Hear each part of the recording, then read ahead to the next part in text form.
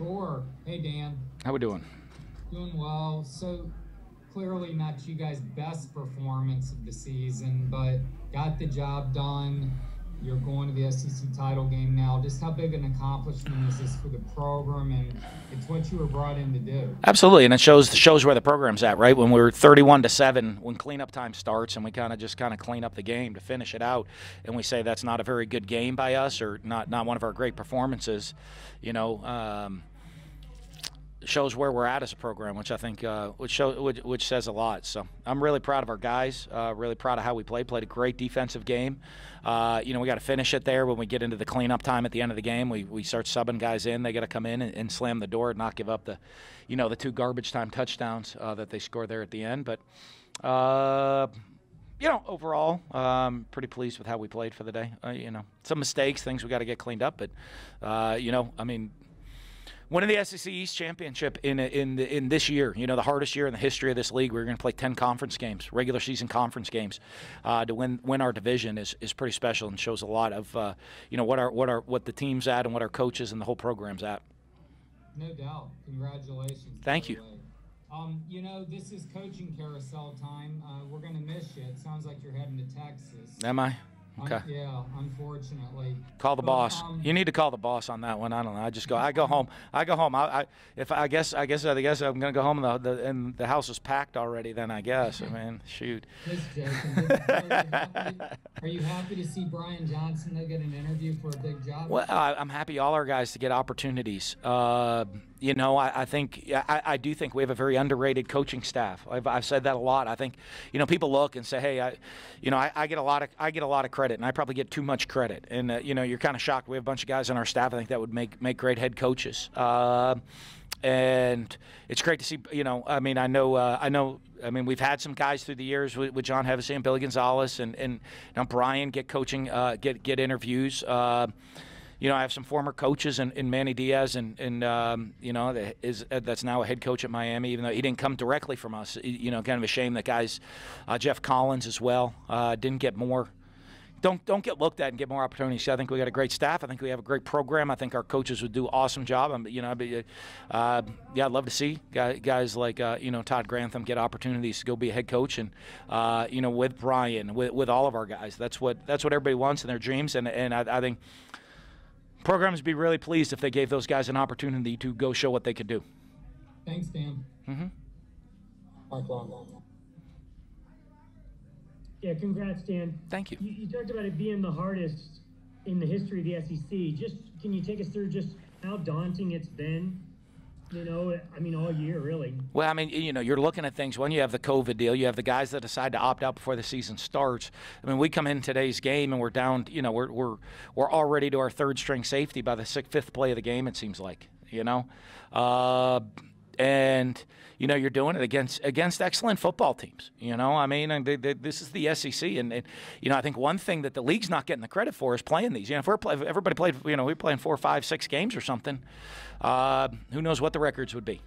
But when you're looking at all these teams in this league, usually it's the SEC. You expect a lot of, you look at everybody teams in this record. You expect most people to go 4-0 or 3-1 outside the league. That's kind of a lot what happens, and you start throwing 4-0 onto the current win totals of teams in this league, and I think be pretty surprised. But I think it is such a huge challenge. You're talking about top to bottom, the best league in college football. And when you are that top to bottom, that's where this challenging comes from every single week. There is no breather when you're playing an all SEC schedule. There's no chance to catch your breath, and it's a huge deal for our guys to be able to come and win the league with that type of year that we're going through.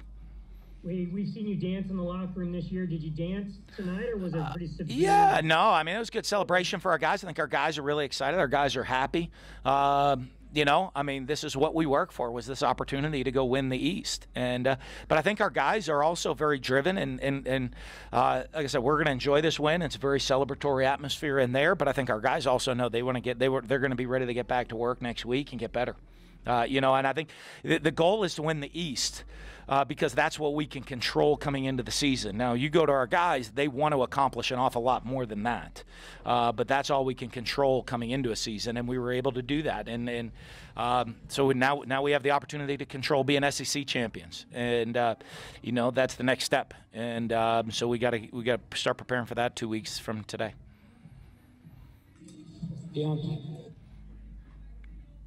Yeah, Coach, congratulations. I'm just wondering what it means to you to get to your first SEC championship game as a head coach. Means a lot, I think you guys know me. I'm a perfectionist, and I'm critical of every little detail that goes on during the game, and I'm starting to analyze all the different ways we can get better. So Scott Strickland he came up, told me to put a smile on my face, and a lot of players make sure we enjoy this, put a smile on our face, because this is what we work for. So I'm thrilled. This is it. When I came to Florida to have the opportunity to win championships, and that is the reason that I came here. Now we're SEC East champs, and now we have the opportunity to go be SEC champs, and that's what you work for all the time. That's what we work for since the day that I got here, a little over 3 years ago. Also, should the pooch punt go on Kyle Trask's Heisman resume? Yeah, you need a Heisman moment, right? So maybe that was his Heisman moment, pinning them deep on the pooch punt down into the end zone. Thank you. Cassidy. Dan, tell Edgar it's not coaching carousel season so much as Jimmy Sexton season. This is his time, right? It's Jimmy. Yeah. All those guys get hard at work. I don't know. You know what I mean? This year, I'll be perfectly honest with you. It's such a unique year.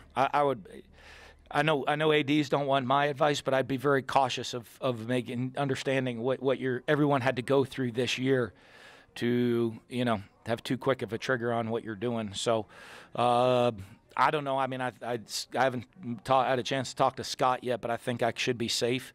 We'll see. Hopefully you'll see me back in orange and blue next year. That's more of a question for Scott than me. I don't control that. He does. No, I was just making a joke, so thank you for... Yeah, hold on. Be safe.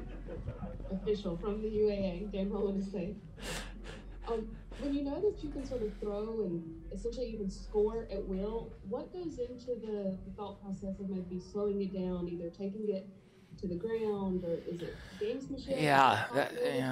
No. Well, you're trying to manage the game, you know what I mean, at different times, and manage different situations. And I think you guys know we want to try to stay balanced. I don't think we didn't do a very good job of running the football at all tonight, and that's on us. We got to be better running the ball. We got to be more physical up front. We got to do a better job of running the football and establishing the run. And I wish we could score at will. I think we left. I don't know if there's a game this year we left more points on the field than we did tonight. I'm really disappointed that we left all those points on the field offensively. For me, that's probably, if there's one thing I'm looking at this, to say, to score 31 points, that was disappointing for me with the opportunities that we had to go score a lot more points during this game. And then, like you mentioned, getting down to your third string safety, when you do get Trey Dean back on the field more, though, this is a guy that was starting his freshman year. To see him sort of come back and work his way back in, and if he tackles at the sack. What does it say just about him coming back? Well, it just shows our guys. We talk to all our guys, and to say that, hey, you're down to your third string safety, we like to roll guys in, and so we play a lot of players. So, but you come in and late in the week you lose Sean Davis, and then this third play of the game you lose Rashad Torrance. So, when you get there, that there is no more rotation. Part of it, I'm wondering, okay, what's next? And the next guy in the game was probably taking all scout team reps the week before, the whole week, for what we're doing. And but I think Trey Dean, they did, you look at it and I guess that's the benefit of having multiple guys as starters. You know what I mean? When we do there, we start to lose the depth. When we get down and get knocked down that way, a guy like Trey Dean, we have a lot of confidence in. He's played a lot of football. He's an experienced guy, and he would normally rotate in a bunch. So I guess calling him a third-string guy is probably a pretty inappropriate thing to do because we expect everybody to be starters. But it really, to me, it does – you know, in the course of the game, that's just something else that's added to it that, you know, you're like, holy cow. You know, because part of me is not that Trey Dean's in the game. Part of me is what's next. And, you know, I mean, you're looking down the bench, and like I said, the next guy going in has probably been on the scout team all week. Thanks. Nick. Hey, Coach. The right side of the offensive line seems to struggle at times. Gave him another sack today. Pro Football Focus says they've given the right tackle has given up 32 pressures, 20 hurries, 9 hits. We don't get to see practice. Have you ever considered making a change at the right side and shuffling in younger guys? Yeah, we rotate guys around a little bit on the offensive line. We've had injuries. We've had problems that way, so probably not. We're trying to get our best guys on the field. That's cool. I don't know. Hard one to me is I think our sack was a miscommunication on the quarterback. Does Pro Football Focus know what play we called and that we missed the snap count? I don't think so. Okay, so not to take it that way, but there are, you know, the statistic part is great in college football and all of football. I love the statistic part, but there are also some other things that go into it that you look at. And, you know, so I don't know. We're trying to always have our best 5 on the field at all time. We try to roll some guys in there to get them going and, you know, do what we can do. Steve, go ahead.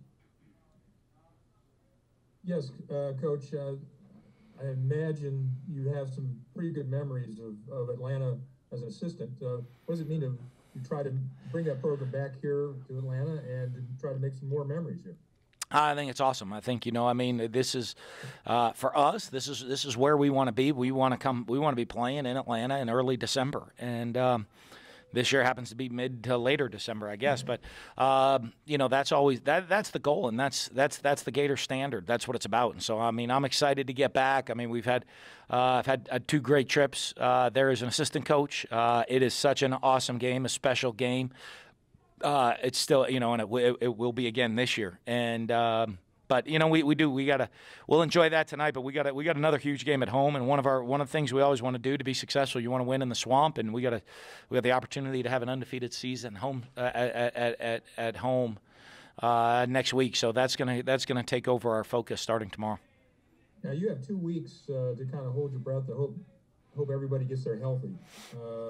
How much? I don't know how you can help to ensure that, and how much trepidation is you got to have for this. It is what it is, and it shows that, you know, I mean, I certainly hope as everybody, you know, that people look at things and say, hey, you're playing a 10-game SEC schedule, and, you know, we're going to play a championship game, 11 SEC games, never been done in history. You know, it'd be interesting to see in the league if, you know, you didn't do that this year like some other leagues are doing. So, but, you know, I mean, for us, we're going to come out there, and we got to go play next week and find a way to, you know, get ready, get to work tomorrow on LSU playing the defending national champion tomorrow. So, or next week. So, you know, that's what makes this league so great. I mean, that's why, hey, you know, why you look at recruiting classes. Why do people want to come play in the SEC? Yeah, you look at, I mean, all the time, most NFL talent comes from the SEC because this is where it's at. It's most like the NFL. From week in and week out, you got to play your A game, and you know, this year playing 10 games, it shows that. You know, I mean, it shows what an unbelievable league this is from top to bottom. All right, we have time for Zach and close with Goldie. Hey, Dan, makes a lot of sense why you would be safe after this year and what you guys have been able to accomplish. But with that, I'm sure you're getting a lot of attention. Have any NFL teams reached out to your camp at all? No, I haven't talked to anybody from the NFL, but I think they're like in the middle of their season still. So, you know, I'm just happy to be the head coach of the Florida Gators right now, getting ready to go to Atlanta. You know, and play for an SEC championship. That's what we work really hard for. You know, I mean, I'm going to really just enjoy that. Thank you. Goldie. Yeah, Dan, going back to the 10-game SEC schedule, would you have been in favor of the SEC doing kind of what the ACC did by lopping off a game that really essentially you guys don't need to get to Atlanta? You know, hey, I don't care. I want to go. Well, we want to play. We're competitors. We want to go play. So I think a lot of that will determine what the College Football Playoff Committee does. Will determine the future of college football this year. Do you schedule a tough schedule, or do you try to play as many easy games as you can to make sure you don't lose? You know, I mean, or do you go out and play, the hardest schedule and get rewarded for it? So we'll see. I think that'll determine the future of college football a lot. I mean, I'm a big believer in, you know what, is, you know, I mean, go out there and go compete. Go play the toughest schedule you can be, and hopefully college football rewards you for doing that. So, you know, but, I mean, the benefit for us, I truly believe our destiny's in our own hands. We got the opportunity to go undefeated at home next week. We have the opportunity to be SEC champions, and, you know, if you do that, I imagine we're going to have an opportunity of going on and playing even bigger games. Thanks, Dan. Thanks, Coach. Thank you. Dan.